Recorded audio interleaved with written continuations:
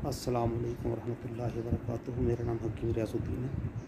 میں alternate medicines میں کام کرتا ہوں، اس میں فزیشین ہوں۔ ہمارا جو ایک سیریز چل رہی ہے وہ ادب، آداب اور معاشرتی زندگی میں تبدیلی پیدا کرنا۔ ہم نے ان شخصیات کے اوپر بات کی، ان چند شخصیات پر بات کی جو کام کر رہے ہیں۔ کام تو بے انتہا لوگ کر رہے ہیں ادب اور آداب کے حوالے سے، ہماری معاشرتی رویوں میں تبدیلی کے حوالے سے، لیکن یہ جو کچھ لوگ میرے ریسنٹلی جو میرے علم میں آئے، جن کی پوسٹیں مجھے بہت زیادہ جنہوں نے انسپائر کیا، میں نے کہا ان کے بارے میں بھی آپ سے بات کر لی جائے۔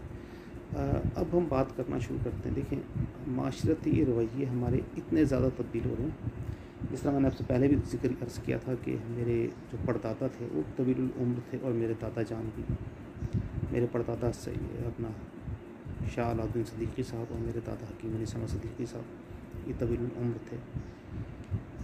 تو ہم نے ایک کافی طویل عرصے کا ہم نے سینہ بسینہ گزٹ کی طرح ایک ایکسپوجر ہمارے سامنے موجود تھا، اور جس سے میں آج، پہلے تو نہیں لیکن آج کے دن میں اسس کر سکتا ہوں کہ یار معاشرے میں کتنا بڑا بگاڑ، کتنی بڑی تبدیلی پیدا ہوئی۔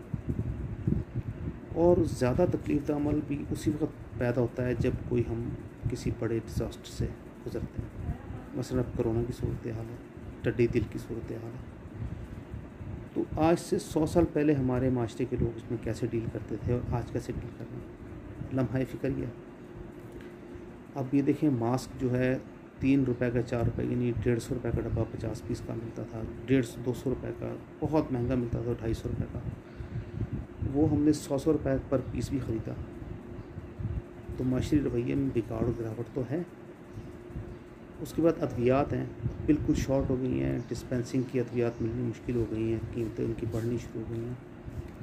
ثنا مکی کے بارے میں 1-2 پوسٹیں یوٹیوب پر آئیں، بھیڑ چال کی طرح ان کو پرچیز کرنا شروع کر دیا لوگوں نے۔ 250 روپے کلو والی چیز 3000 روپے کلو تک کی بکی۔ اس سے پہلے تخم کاسنی اور یہ تمام چیزیں، یہ معاشرتی رویے بگاڑی کو ظاہر کرتی ہیں۔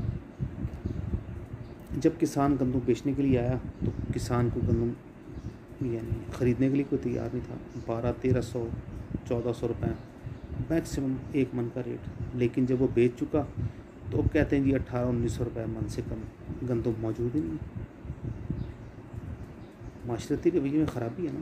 آپ آجر اور اجیر کے درمیان توازن قائم نہیں رکھیں گے تو معاشرے میں تو ایک بہت بڑا بگاڑ پیدا ہونا شروع ہو جائے گا۔ اس تبدیلی کا کیا کریں گے؟ ڈاکٹرز ہیں آپ کے سامنے۔ ابھی یہ کرونا کے حوالے سے جو چیف جسٹس صاحب نے doctor national disaster management authority کو طلب کیا، تو انہوں نے کہا جی ہم تو کئی لاکھ روپے پر پیشنٹ خرچ کر رہے ہیں، جبکہ پریکٹیکل صورتحال ہے کہ کورونا سینٹرز میں سوائے پیراسٹامول کی گولیوں کے اور ایک چھوٹے سے فوڈ کے پیکٹ کے اور مریض کو مہیا کچھ نہیں کرایا جاتا۔ تو یہ لاکھوں روپے جو خرچ ہو رہے ہیں غلط طریقے سے، مس مینجمنٹ ہے نا، ہماری معاشرتی خرابیاں موجود ہیں نا ہمارے اندر۔ اگر یہ ڈیزاسٹر پیدا نہ کریں تو اور کیا ہو۔ اب ٹڈی دل کے حوالے سے مجھے یاد ہے کہ ہمارے بہت سارے ساتھیوں نے نومبر سے بتانا شروع کر دیا تھا کہ گرمیوں میں ٹڈی دل اپنے انڈوں سے باہر آ جاتی ہیں اور اس کے بعد یہ بہت ہی بڑا کیوس پیدا کروا دیں گے۔ کیا ہمارے ارباب اختیار نے اس کے بارے میں کچھ کیا؟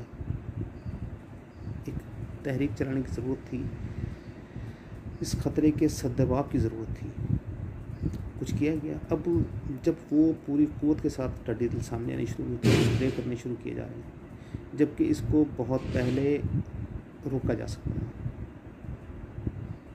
کرونا وائرس ہے، کرونا وائرس تو ظاہر ہے کہ ایک اللہ کی طرف سے ایک عذاب ہے۔ وائرس تو آپ بھی جانتے ہیں، ہم بھی جانتے ہیں، اور کئی یوٹیوبرز تو ہم سے بہت زیادہ جانتے ہیں، جو بہت زیادہ یوٹیوب کو سرچ کرتے ہیں یا گوگل پر جاتے ہیں۔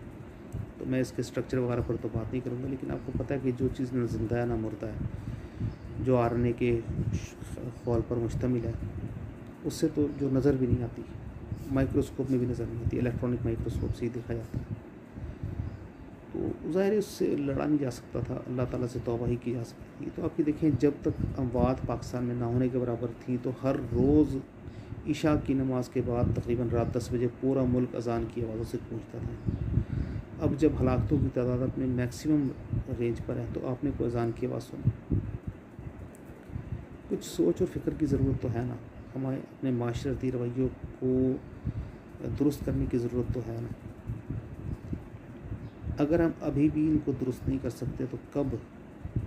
ایک آزاد اور ایک خود مختار اور ایک بڑی قوم کے لیے ہمیں اپنی مکمل سوچ کو تبدیل کرنا پڑے گا، نئے انداز فکر کو اختیار کرنا پڑے گا، اور دوسرے کی بات سمجھنے کے لیے دوسرے کے جوتوں کو اپنے پیروں میں پہننا پڑے گا۔ یہ ایک محاورہ ہے، اس کا مطلب ہے کہ دوسرے کی سوچ کو بھی عزت دینی۔ تو اللہ تعالیٰ ہم سب کا ہم ناصر ہو۔ اللہ تعالیٰ سے ہم دعا گو ہیں کہ الہی اس عذاب سے، یا اللہ پاک جو ہمارے برے اعمال کی وجہ سے آپ نے ہم پر مسلط فرما دیا، یا اللہ پاک اس سے ہمیں معاف فرما دیجیے۔ یا اللہ پاک ہمارے عزیز و اقارب، ہمارے دوست، ہمارے بچوں کو یا اللہ پاک اس عذاب سے، اس وبا سے یا اللہ پاک محفوظ رکھیں۔ یا اللہ پاک پورے پاکستان کو، پوری دنیا کے تمام انسانوں کو یا اللہ پاک اس وبا سے محفوظ رکھیں۔ یا اللہ پاک آپ رحیم اور کریم فضل فرمانے والے، یا اللہ پاک رحم کریم فضل فرما دیجیے۔ ہمارے وہ تمام گناہ جو ہمارے علم میں عالم اور وہ تمام گناہ جو ہمارے علم میں نہیں ہیں، یا اللہ پاک جن کا ہمیں پتہ بھی نہیں لگا لیکن تھے تو وہ گناہ آپ کی ناراضگی کا سبب بھی تھے، یا اللہ پاک سب گناہوں کی آپ سے معافی طلب کرتے ہیں۔ یا اللہ پاک معاف فرما دیجیے۔ یا اللہ پاک آپ رحیم اور کریم ہیں، آپ کے علاوہ ہم کسی سے رحم اور کرم کی توقع نہیں رکھتے۔ یا اللہ پاک اگر آپ کرم فرما دیں گے تو کرم ہو جائے گا، اگر آپ نے ہی ہمیں چھوڑ دیا تو یا اللہ پاک آپ کے علاوہ داد رسی کرنے والا کوئی نہیں۔ یا اللہ پاک ہم پر اپنا رحم و کرم فضل فرما دیجیے۔ صلی اللہ تعالیٰ علیہ محمد وعلیٰ آلہ وصحبہ وسلم۔ اللہم آمین برحمتک یا ارحم الراحمین۔